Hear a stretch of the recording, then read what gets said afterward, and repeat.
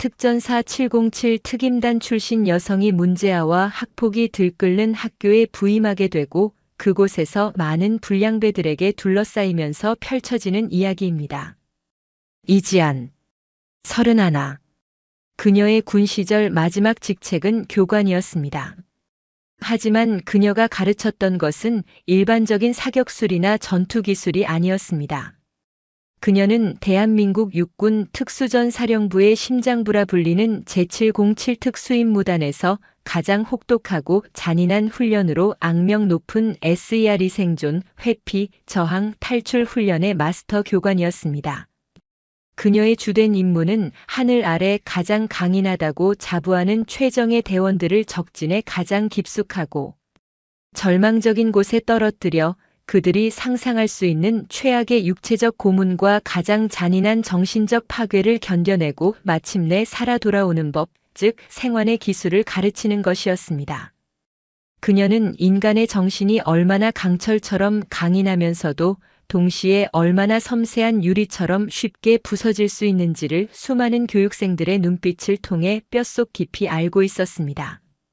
며칠씩 이어지는 수면과 음식의 박탈, 빛 한 점 들어오지 않는 좁고 어두운 공간에 갇히는 폐쇄 공포 훈련, 그리고 거짓 정보와 달콤한 회유, 가혹한 협박으로 정신을 송두리째 교란시키는 혹독한 신문 훈련까지. 그녀는 그 모든 지옥도를 직접 설계하고 통제하는 냉혹한 감독관이었습니다. 그런 그녀가 군복을 벗게 된 것은 어느 한 교육생의 텅 비어버린 눈동자 때문이었습니다. 그 교육생은 부대 내에서도 손꼽히는 올림픽 메달리스트에 버금가는 완벽한 신체 능력을 가진 인재였습니다. 그 어떤 육체적 고통에도 비명 한 번 내지 않았고 며칠 밤을 꼬박 세우는 극한의 훈련에도 좀처럼 쓰러지지 않는 강철 체력의 소유자였습니다. 하지만 마지막 관문인 저항 및 탈출 훈련 중 외부와의 모든 접촉이 차단된 독방에 갇혀 완전한 고립과 지속적인 심리적 압박을 견뎌야 하는 상황에 처하자 그는 단 하룻밤 만에 완전히 그리고 돌이킬 수 없이 무너져 내렸습니다. 그는 어린아이처럼 울부짖었고 모든 것을 포기했으며 다시는 이전의 총기 넘치고 강인했던 모습으로 돌아오지 못했습니다. 그의 육체는 그 지옥에서 살아남았지만 그의 강인했던 정신은 그 어둡고 차가운 독방에서 완전히 죽어버렸던 것입니다. 그날 이지아는 자신의 임무와 교육 철학에 대한 깊은 회의감에 빠졌습니다. 진정한 생존은 단순히 심장이 뛰고 숨을 쉬며 돌아오는 것이 아니었습니다. 부서지지 않는 정신, 어떤 고난과 절망 속에서도 자기 자신에 대한 존엄과 믿음을 잃지 않는 강인한 내면이야말로 진짜 생존의 핵심이라는 것을 뼈저리게 깨달았습니다. 그리고 그런 강인한 정신은 이미 모든 것이 굳어버린 어른이 아닌 아직 스펀지처럼 모든 것을 흡수하는 성장기의 소년들에게 훨씬 더 절실하게 필요하다는 것을 직감했습니다. 그녀는 미련 없이 군복을 벗었습니다. 그리고 가장 혼란스럽고 위험하며 예측 불가능한 미지의 영역, 사춘기 남학생들의 세계로 직접 걸어 들어가기로 결심했습니다. 그녀는 지리교사가 되기로 마음먹었습니다. 아이들에게 단순히 지도 위의 산맥과 강줄기를 가르치는 것이 아니라 그들이 앞으로 살아가야 할 이 험난한 세상의 사회적 지형을 정확히 읽고 인생의 수많은 위험 지역을 현명하게 회피하며 때로는 억압과 폭력이라는 이름의 공간에 고립되었을 때 자신의 길을 찾아 탈출하는 법을 가르쳐주고 싶었습니다. 31살에 이른 봄, 그녀는 천년 고도의 역사와 전통이 살아 숨쉬는 도시, 전라북도의 중심인 전주로 향했습니다. 그녀의 새로운 부임지는 전통 한옥의 아름답고 고즈넉한 도시 풍경과는 전혀 어울리지 않게 거칠고 투박한 공업 단지의 에너지가 넘치는 전주희성공업고등학교였습니다. 그곳에서 인간 정신의 생존법을 가르쳤던 교관 이지안의 가장 중요하고도 어려운 임무는 단 한 명의 영혼도 낙오시키거나 포기하지 않는 것, 그것이었습니다. 전주희성공업고등학교. 유네스코 세계문화유산으로 지정된 고즈넉하고 아름다운 전주 한옥마을에서 불과 버스로 몇 정거장 떨어진 그곳은 마치 다른 나라처럼 이질적인 풍경을 자아냈습니다. 거대한 공업 단지를 배후에 둔 학교는 교문에서부터 묵직한 기계 기름 냄새와 날카로운 쇳가루 냄새가 공기 중에 희미하게 떠다녔습니다. 교정에는 섬세하게 가꾸어진 화단 대신 용도를 알 수 없는 거대한 기계 부품들과 실습용 자재들이 무심하게 쌓여 있었고, 복도를 오가는 아이들의 교복에서는 땀과 흙먼지 냄새가 짙게 배어 있었습니다. 이곳은 섬세한 감성보다는 거친 직감, 세련된 이론보다는 투박한 실전, 그리고 예의범절보다는 압도적인 힘의 서열이 우선시되는 거칠고 투박한 수컷들의 세계였습니다. 이지안이 2학년 기계설계과 3반의 담임으로 부임한 첫날, 교무실에서 교감 선생님은 그녀에게 학생 명부를 건네며 미안함과 걱정이 뒤섞인 표정으로 신신당부했습니다. 이 선생님 정말 괜찮으시겠습니까? 2학년 3반은 우리 학교에서도 교사들의 무덤으로 불리는 곳입니다. 바로 직전에 그 반 담임을 맡았던 젊은 남자 선생님도 아이들의 장난을 빙자한 폭력에 시달리다 신경쇠약으로 결국 교직을 떠나셨습니다. 부디 마음 단단히 먹으셔야 할 겁니다. 지안이 처음 교실 문을 열고 들어섰을 때 아이들은 새로운, 그것도 젊은 여교사의 등장을 마치 동물원의 신기한 동물을 구경하듯 노골적이고 음흉한 시선으로 훑어보았습니다. 그들의 시선에는 존중이나 예의 대신 저 여자가 우리를 감당할 수 있을까 하는 조롱 섞인 호기심과 만만해 보인다는 비열한 계산이 뒤섞여 있었습니다. 반갑습니다. 1년 동안 여러분과 함께 지리 과목을 탐험하고 여러분의 담임을 맡게 된 이지안입니다. 그녀의 차분하고 나지막한 목소리가 교실에 울려 퍼졌습니다. 그 순간 교실 뒤편에 앉아있던 이 교실의 알파 무리를 이끄는 리더가 의자를 뒤로 젖히며 거만한 목소리로 말을 내뱉었습니다. 황동진. 다부진 어깨와 날카로운 눈매, 수많은 싸움으로 단련된 듯한 야생의 분위기를 풍기는 2학년 전체의 비공식적인 짱이었습니다. 와, 선생님. 몸매가 장난 아니신데? 우리랑 지리 말고 연애나 한번 탐험해보는 건 어떨까요? 내가 잘 리드해 줄 수 있는데. 그의 노골적인 성희롱 발언에 교실 곳곳에서 낄낄거리는 저질스러운 웃음이 짐승의 울음소리처럼 터져나왔습니다. 하지만 지아는 눈썹 하나 까딱하지 않았습니다. 그녀는 황동진의 눈을 똑바로 응시하며 얼음장처럼 차갑고 냉정한 목소리로 말했습니다. 황동진 학생. 그 입 함부로 놀리지 않는 게 좋을 거다. 내가 뱉은 말은 내 인격의 수준을 증명하는 거니까. 그녀의 예상치 못한 서늘한 반응에 황동진의 얼굴이 순간 굳어졌습니다. 자신의 권위에 정면으로 도전하는 그녀의 태도에 그는 자존심이 상한 듯 자리에서 일어나 그녀에게로 성큼성큼 다가왔습니다.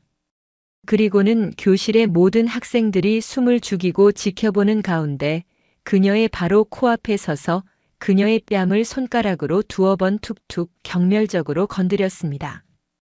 선생님, 얼굴은 예쁘장하게 생겨가지고 성격은 아주 까칠하시네. 너무 빡빡하게 구는 거 아니야? 그러다 다쳐요. 그것은 명백한 폭행이자 한 인간의 존엄성에 대한 끔찍한 모욕이었습니다. 이전의 교사라면 이 순간에 울음을 터뜨리거나 공포에 질려 뒷걸음질 쳤을 것입니다. 하지만 이지아는 SERE 훈련을 통해 그 어떤 심리적 압박과 모욕도 견뎌내도록 단련된 교관이었습니다.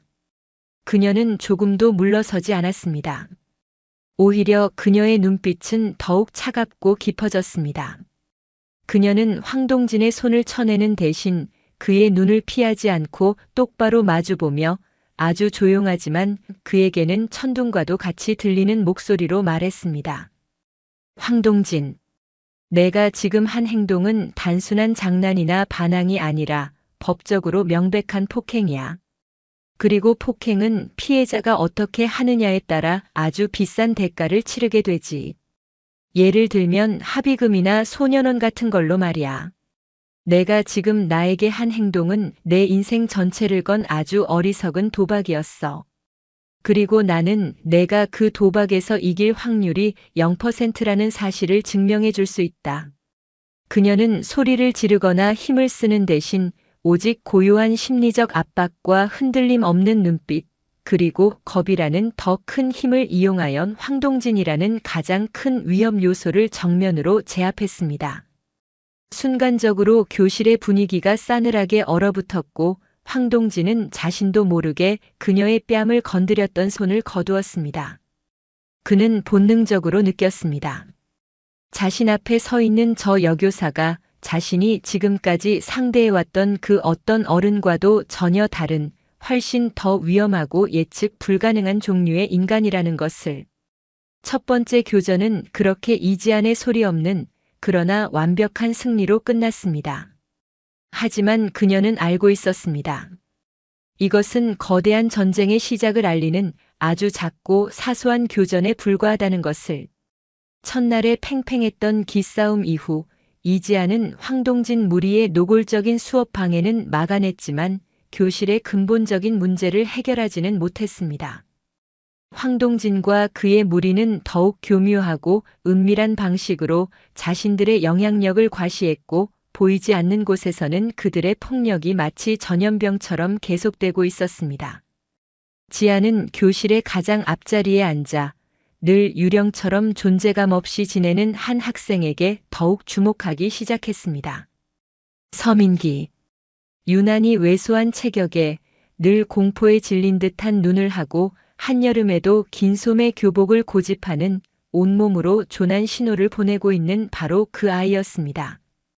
지아는 그녀의 훈련된 관찰력으로 민기의 몸에 숨겨진 수많은 작은 상처들을 발견했습니다. 교복 소매 아래로 희미하게 드러나는 멍 자국, 누군가에게 맞은 것이 분명한 입술에 터진 상처, 그리고 계단을 오르내릴 때의 부자연스러운 걸음걸이. 그것은 명백한 지속적인 폭력의 흔적이었습니다. 그녀는 민기가 황동진 무리의 상습적인 학교 폭력의 피해자라는 것을 직감했지만 섣불리 개입할 수는 없었습니다. 어설픈 개입은 오히려 민기를 더 큰 위험에 빠뜨릴 수 있었기 때문입니다. 그녀에게는 더 많은 정보, 더 정확한 첩보가 필요했습니다. 그녀에게 결정적인 도움을 준 것은 학교의 늙은 경비 아저씨였습니다. 수십 년간 이 학교를 지켜온 그는 아이들의 할아버지뻘 되는 나이로 학교 구석구석에서 벌어지는 온갖 추악한 일들을 묵묵히 지켜보는 사람이었습니다. 그는 누구보다 아이들을 아꼈지만 직접적으로 나서서 그들을 도울 힘이 없는 자신의 처지를 늘 안타까워했습니다.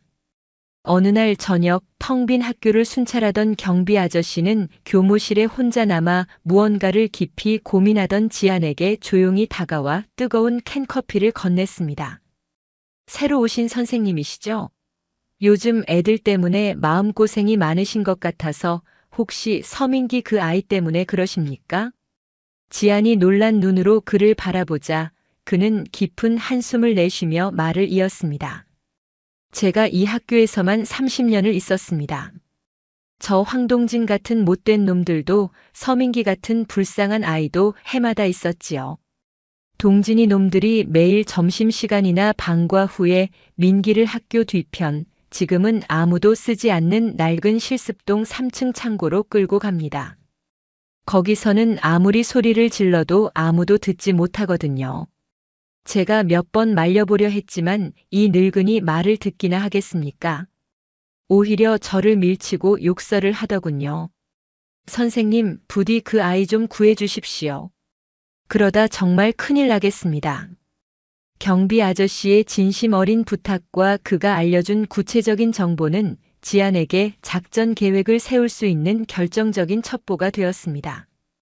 그녀는 또한 학교 인근 파출소에 젊고 의욕 넘치는 김순경과 조심스럽게 접촉했습니다. 그녀는 학교 폭력 문제를 상담하는 척하며 황동진의 배후에 있는 외부 불량배들과 그들이 연루된 불법 사설 토토 사이트에 대한 정보를 흘리며 경찰의 비공식적인 협조를 구하는 치밀함도 잊지 않았습니다. 다음 날 점심시간. 지아는 황동진 무리가 어김없이 민기를 끌고 낡은 실습동 창고로 향하는 것을 조용히 그리고 은밀하게 뒤따랐습니다. 그녀는 곧바로 창고로 뛰어들어가는 대신 SER이 훈련에서 배웠던 가장 기본적인 전술, 즉 주의 분산 및 기만 전술을 사용하기로 했습니다. 그녀는 창고 주변에 있는 다른 건물의 화재 경보기를 의도적으로 눌렀습니다. 따르르르릉. 귀를 찢을 듯한 요란한 경보음이 학교 전체에 울려 퍼졌고 교내 방송에서는 긴급 대피하라는 목소리가 터져 나왔습니다. 창고 안에서 민기를 괴롭히던 황동진 무리는 예상치 못한 갑작스러운 소란에 당황하여 욕설을 내뱉으며 뿔뿔이 흩어졌습니다. 지아는 그 혼란을 틈타 아무도 없는 것을 확인하고 창고 안으로 들어갔습니다. 그곳에는 엉망이 된 교복 차림으로 바닥에 주저앉아 극심한 공포에 떨고 있는 민기가 있었습니다. 지아는 아무 말 없이 다가가 그의 떨리는 어깨를 자신의 옷으로 감싸 안았습니다. 그녀는 누가 그랬냐고 묻는 대신 괜찮다. 이제 정말 괜찮아. 내가 옆에 있어. 내가 반드시 지켜줄게. 라고 마치 맹세처럼 말했습니다. 그 순간 세상 그 누구도 믿지 못하고 단 한 번도 마음을 열지 않았던 민기의 텅 빈 눈에서 뜨거운 눈물이 본물 터지듯 쏟아져 내렸습니다. 조난자를 발견했고 이제 그를 구출하고 재건하기 위한 본격적인 작전이 시작되어야 했습니다. 그날 이후 이지안의 진짜 수업, 아니 특별 훈련이 시작되었습니다. 그것은 교실에서 이루어지는 딱딱한 지리 수업이 아니었습니다. 매일 방과 후 아무도 찾지 않는 학교의 낡은 체육관 의무실에서 그녀는 서민기단 한 명을 위한 세상에 단 하나뿐인 특별한 생존 훈련을 비밀리에 시작했습니다. 그녀의 궁극적인 목표는 단순히 민기를 황동진의 폭력으로부터 보호하는 것이 아니었습니다.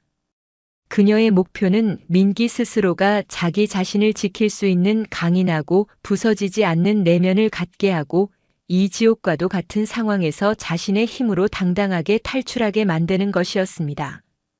민기야, 가장 먼저 배워야 할 것은 이 모든 것이 내 잘못이 아니라는 사실을 받아들이는 거야. 너는 피해자이지만 결코 약자가 아니야. 너는 이 지독한 전쟁터에서 살아남은 생존자다. 그리고 생존자는 저항할 권리가 있어. 지아는 민기에게 심리적 안정감을 되찾고 트라우마를 극복하는 훈련부터 시작했습니다. 위협적인 상황에 마주했을 때 과거의 공포에 지배당하지 않고 자신의 호흡을 스스로 조절하여 평정심을 유지하는 법. 늘 구부정했던 어깨를 펴고 상대의 눈을 똑바로 응시하며 작지만 단호하고 명확한 목소리로 자신의 의사를 표현하는 법. 그녀는 이것이 적에게 자신의 약점을 노출시키지 않고 자신을 존중하게 만드는 가장 기본적인 저항 기술이라고 가르쳤습니다. 그녀는 때로 황동진의 역할을 자처하며 민기가 모의 상황 속에서 분노와 공포를 통제하는 훈련을 반복했습니다. 적의 활동 반경과 시간대를 정확히 파악해야 한다. 그들이 주로 나타나는 장소와 시간을 분석하고 그곳을 피해서 다닐 수 있는 가장 안전한 회피 경로를 너 스스로 설정하는 거야. 전쟁터에서는 불필요한 전투를 피하는 것이 가장 뛰어난 전략이다. 지아는 민기와 함께 학교 전체의 상세한 지도를 그렸습니다. 그리고 황동진 무리가 주로 활동하는 위험 지역과 CCTV가 설치되어 있거나 선생님들이 자주 지나다니는 안전 지역을 각기 다른 색깔로 표시했습니다. 그것은 학교 폭력 상담이 아니었습니다.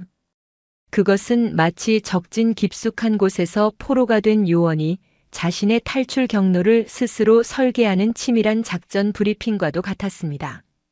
민기는 처음으로 자신이 처한 상황을 무력하게 당하는 입장이 아니라 주도적으로 분석하고 계획을 세워 대처할 수 있는 하나의 문제로 인식하기 시작했습니다. 그의 눈빛에 서서히 생기가 돌아오고 있었습니다. 모든 사람이 똑같은 무기로 싸우는 건 아니야. 너에게는 너만의 그 누구도 따라올 수 없는 강력하고 치명적인 무기가 있어. 바로 내 두뇌와 그 두뇌가 만들어내는 코드지. 민기는 왜소하고 연약한 체격과 달리 컴퓨터 프로그래밍에 있어서는 혀를 내두를 만큼 천재적인 재능을 가지고 있었습니다. 황동진 무리가 그를 지속적으로 괴롭혔던 이유 중 하나도 그에게 불법 사설 토토 사이트의 프로그램을 유지보수하게 하거나 불법 게임 아이템을 만들어 오라고 강요하기 위해서였습니다. 지아는 그의 그 눈부신 재능을 더 이상 어둠 속에서 범죄에 이용당하도록 썩히는 대신 밝은 양지로 당당하게 끌어내기로 결심했습니다. 그녀는 민기에게 자신의 실력을 증명하고 새로운 길을 열 수 있는 전국 청소년 코딩 경진 대회에 참가할 것을 적극적으로 권유했습니다.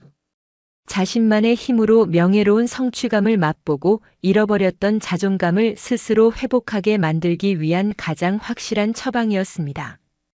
이지안이 민기를 위한 특별한 생존 훈련을 진행하는 동안 그녀는 동시에 황동진이라는 또 다른 구조 대상에 대한 정보 수집도 게을리하지 않았습니다.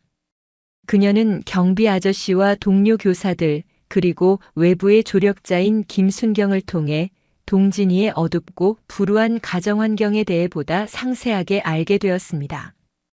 병든 홀어머니와 아직 초등학생인 어린 동생들. 사실상 소년 가장이나 다름없는 그가 학교라는 작은 세계에서 폭력적인 방식으로 자신의 힘을 과시하고 돈을 빼앗았던 것은 어쩌면 이 비정한 세상에서 살아남기 위한 그만의 처절하고 뒤틀린 방식이었을지도 모릅니다. 지아는 그의 용서받을 수 없는 행동을 결코 정당화할 수는 없었지만 그 행동의 가장 깊은 뿌리에 자리 잡고 있는 지독한 슬픔과 결핍 그리고 절망을 이해하기 시작했습니다. 그녀는 이제 이 전쟁터에서 구출해야 할 대상이 서민기 단 한 명이 아니라는 것을 분명히 깨달았습니다. 서민기는 이지안의 체계적이고 헌신적인 훈련을 통해 하루가 다르게 그리고 놀랍게 변하기 시작했습니다. 그는 더 이상 복도에서 황동진의 무리들을 마주쳐도 고개를 숙이거나 겁에 질려 도망치지 않았습니다.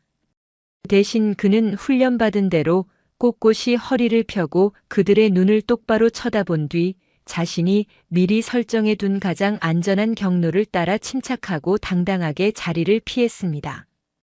그는 더 이상 황동진이 강요하는 그 어떤 불법적이고 부당한 요구도 들어주지 않았습니다.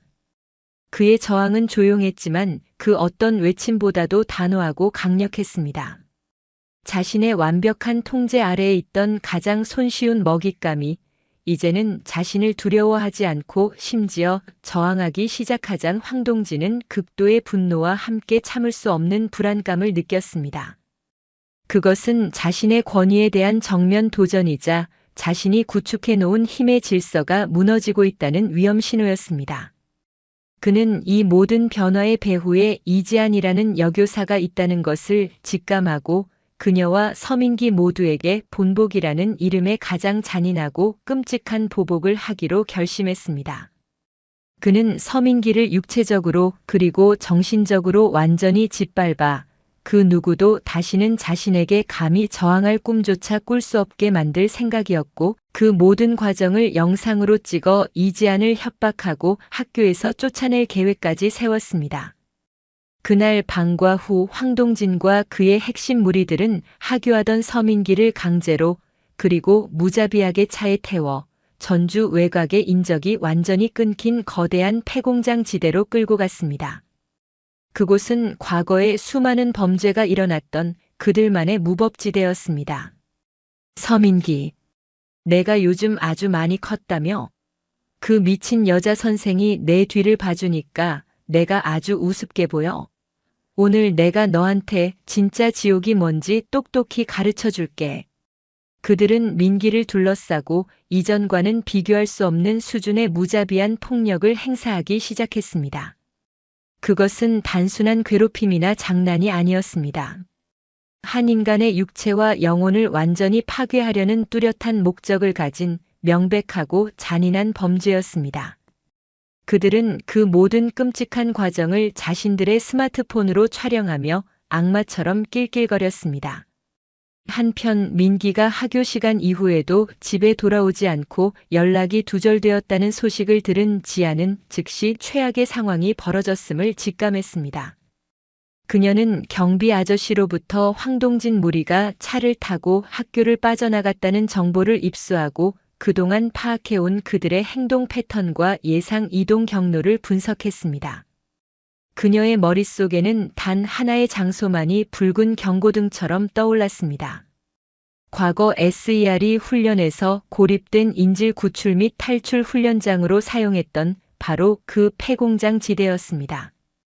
그녀는 망설임 없이 자신의 협력자인 김순경에게 즉시 지원을 요청하는 문자를 보낸 뒤 홀로 그 지옥의 아가리 속으로 향했습니다. 경찰이 도착했을 때는 이미 모든 것이 끝난 후일 수 있었기 때문입니다.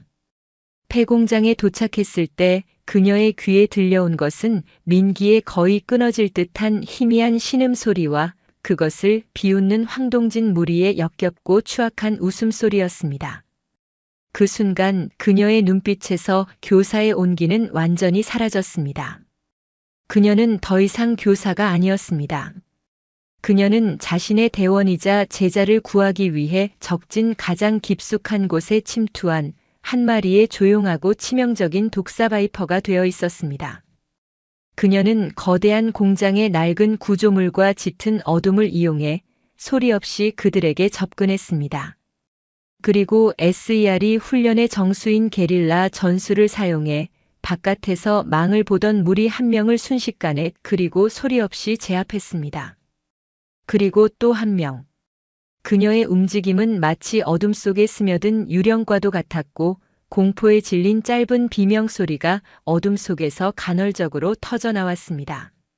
마침내 공장 중앙에서 피투성이가 된 민기를 둘러싸고 있던 황동진과 그의 마지막 남은 부하가 상황의 이상함을 눈치챘을 때 그들 앞에는 어둠 속에서 천천히 걸어 나오는 이지안이 서 있었습니다.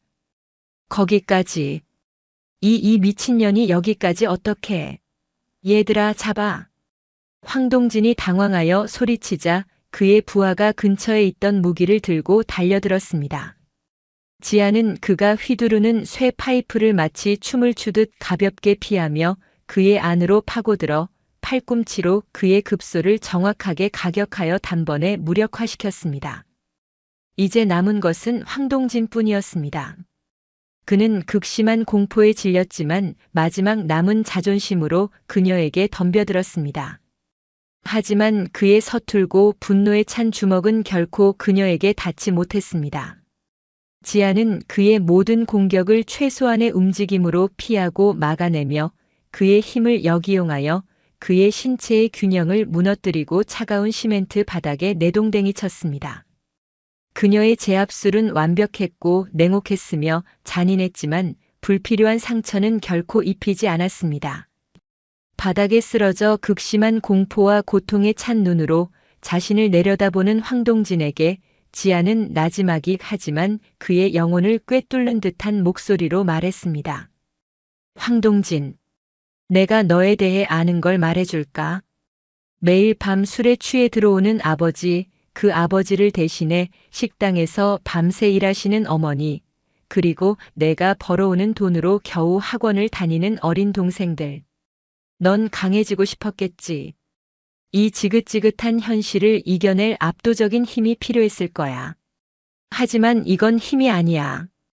이건 그냥 너보다 약한 사람에게 너의 열등감과 불행을 떠넘기는 세상에서 가장 비겁하고 추악한 폭력일 뿐이다.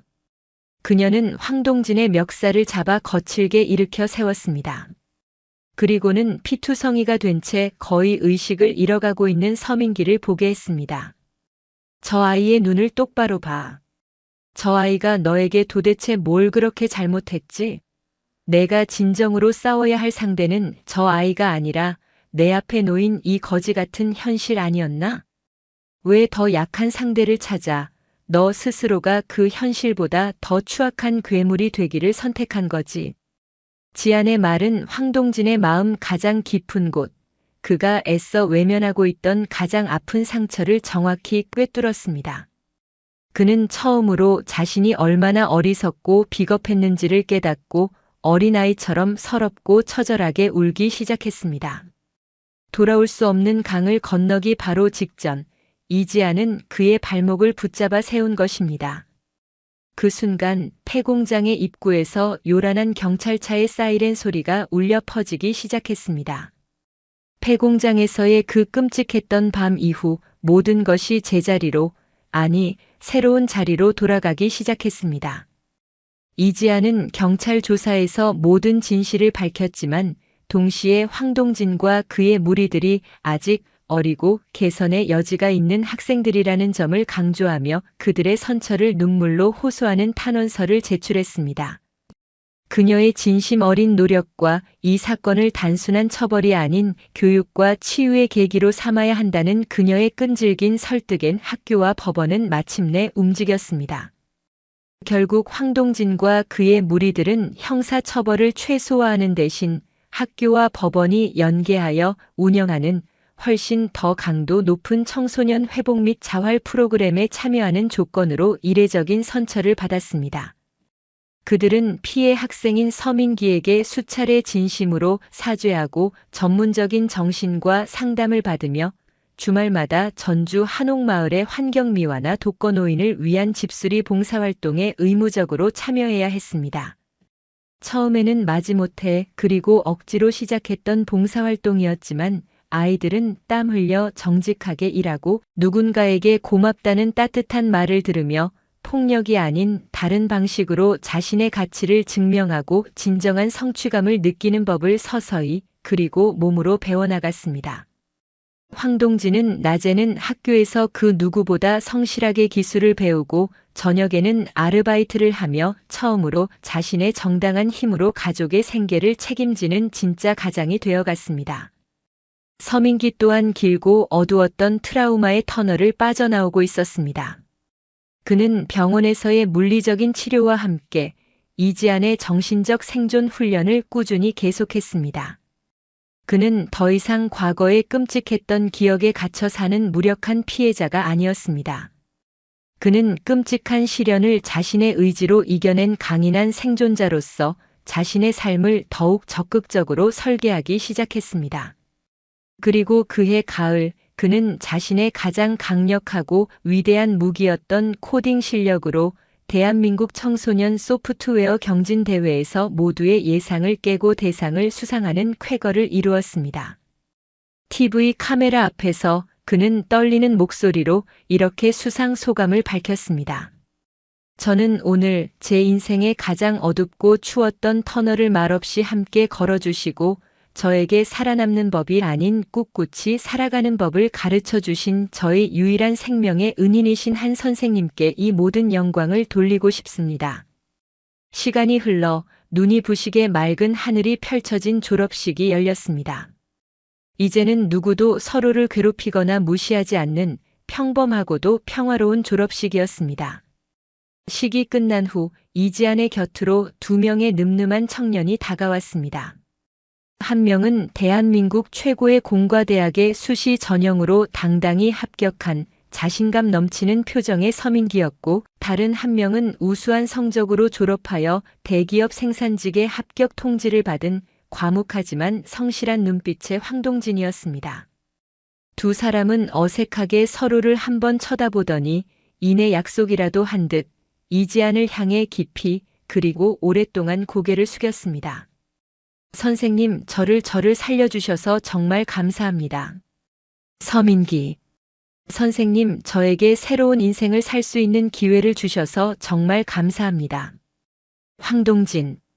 이지아는 말없이 이제는 자신보다도 훌쩍 커버린 두 제자의 어깨를 뜨겁게 그리고 힘껏 안아주었습니다. 한 명은 구해냈고 또 다른 한 명은 구원했습니다. 그녀는 비로소 자신의 가장 길고 어려웠던 임무를 성공적으로 완수했음을 느꼈습니다. 졸업식이 끝나고 몇 년 뒤 이지아는 여전히 전주 희성공업고등학교의 평범한 지리 교사로 남아 있었습니다. 그녀의 특별한 이력과 놀라운 교육 성과에 대한 명성은 전국으로 퍼져나가 서울의 명문고를 비롯한 수많은 학교에서 파격적인 조건으로 스카우트 제의가 왔지만 그녀는 모두 정중히 거절했습니다. 그녀는 알고 있었습니다. 이 거칠고 투박한 땅에 그녀가 지켜주고 이끌어주어야 할 또 다른 길 잃은 조난자들이 앞으로도 계속해서 나타날 것이라는 것을. 어느 따스한 봄날의 오후 그녀는 새로 입학한 1학년 학생들로 가득 찬 낯설지만 익숙한 교실에 섰습니다. 아이들의 반항적이고 호기심 가득한 눈빛 속에는 여전히 수많은 상처와 가능성들이 뒤섞여 있었습니다. 그녀는 칠판에 커다란 세계 지도를 펼쳐 붙였습니다.